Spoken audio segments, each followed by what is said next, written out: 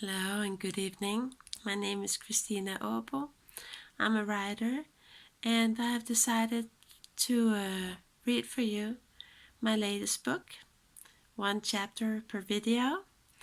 And bear with me because I have not tried this before, so it's all amateurish and you could do 1,000 times better yourself. But perhaps you will enjoy the natural way of of doing this. Anyway, the book is called 19 Lonely Trees. And, for a writer, you never, or very rarely, know where the inspiration comes from. Some writers, they can make a synopsis and make a schedule, and this is going to happen when, and so on and so forth. But sometimes you just feel the story take your hand and run away with you. You have no clue what it's going to be about. You have no clue what the beginning or the ending is going to be. And for me, 19 Lonely Trees is a book like that. Some month ago, I was listening to the radio while I was doing something else, and the news were going on or whatever. And I just remember hearing something about some lonely trees. I think they said 16 even. And, I guess my brain just started pondering about those lonely trees. And, this is what came from that. 19 lonely trees. All the trees in my book that the stories are going to be about, all the trees except for one, they exist or have existed. As for the rest, it's pure fiction. 19 Lonely Trees by Christina Åbo. And every chapter starts or shows a picture. You have to know that to understand the first chapter.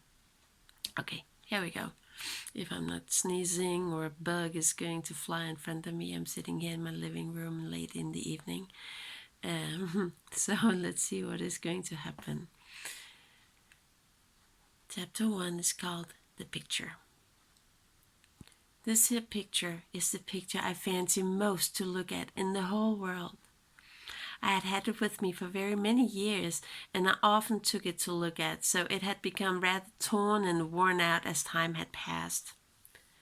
The picture is, like I said, very important to me, and I've had it with me on all my travels for many years. And every time I'm most sad or lonely, I take the picture out to look at. And then my heart grows very big and open, as if it can hold the whole universe within. And I quietly begin to smile, proud and happy, even if it at the same time makes me sad. Well, yeah, you can see the picture at the top of this page. It is really just a tattered photo with a white edge that has become somewhat dirty because I have had the photo in my hands so many times. In the picture is seen an almost chocolate-colored background and 7 dark brown little dots spread like stars in the sky. That's all. Everything.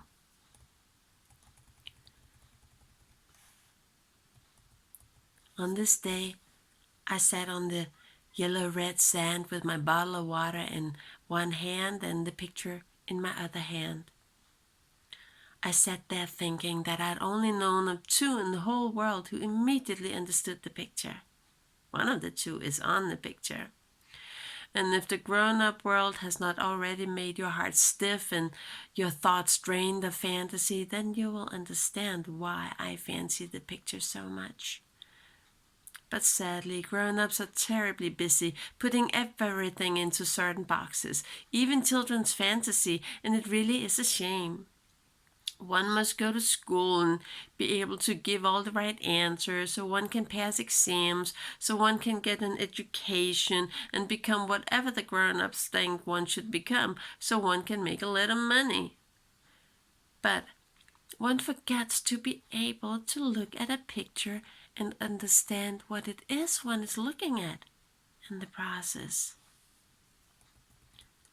But I should not accuse anyone too much, because I too was someone like that. Someone putting up limitations instead of opening up my heart. The other one who immediately would know what the picture is a tiny, very strange boy. A prince, actually. And he only lives in a book. But all the same, he's very much alive and very good at looking through grown-up boxes. The little prince would immediately have said, "Oh, how lovely the girl on your picture is. Look how her eyes twinkle. And she's giggling. It must be because you have just kissed every one of those 7 freckles." And I would smile and nod to the boy, because it would be quite right what he said. I had many other pictures of the girl on the picture in my wallet. Those were the kind of pictures I showed the grown-ups when they asked how she looked. Then I took out that sort of picture and held it up and showed them and said, "This is Alina. Here she's 7 years old." The mentioning of the age is very important. Grown-ups always ask about how old one is, even when you're a grown-up yourself. It's very odd.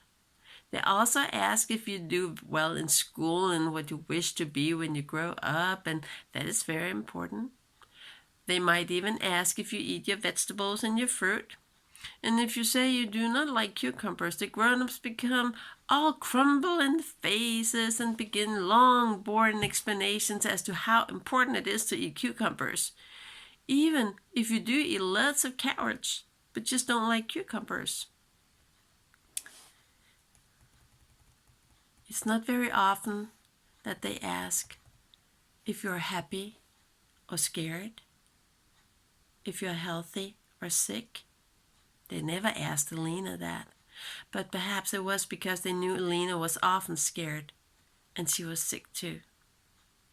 Then the grown-up stops asking, but instead tries to talk about something completely different.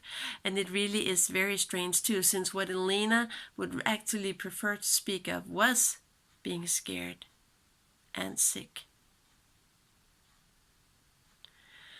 I put the picture back in my wallet and put the wallet in my pocket. Then I drank some of the water while I looked at the tree in front of me. I had been driving a long way that day, and in a short while, darkness would come. It almost happened as if a switch was pushed here where I was. So I had to put up my tent and cook some food. After that, I would go to the tree and tell it about Alina. I hoped the tree would speak with me.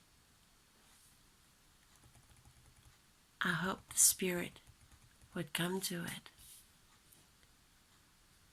It had done so with the other trees. See you next video. 19 Lonely Trees by Christina Obo.